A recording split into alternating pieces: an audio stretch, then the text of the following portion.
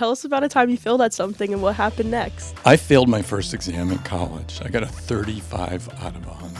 I was good in high school, but when I went to college, I guess I realized I was going to have to work a lot harder. My first big failure was at an audition that I really wanted. And I failed, and this was on Broadway, stood by the street, sat down and cried, went back to the university, and then decided to continue training.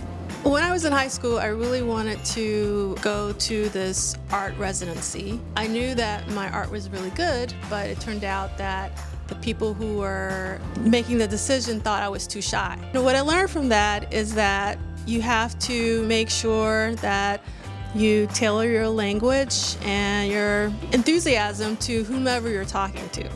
I think the very first day that I was a Spanish teacher, I failed pretty horribly. I wasn't trained as a teacher, and so being in front of students was pretty terrifying. But things got better, and I kept working and working and working, and here we are, and I'm still working at it. When I was in college, I was recruited to play golf, and I got there, and I was terrible. And I had a coach who sort of helped me through to understand what it was, but then it took about a year to sort of relearn what I was doing. When I was taking my qualifying exam and I failed the first time, you only get 2 attempts. I took the notice that I failed and I put it where I was studying so that I knew that I never wanted to have that feeling again. What's something you weren't good at but worked to improve on? I was very uncomfortable public speaking, and I had to be very intentional about working on it. And I took some classes.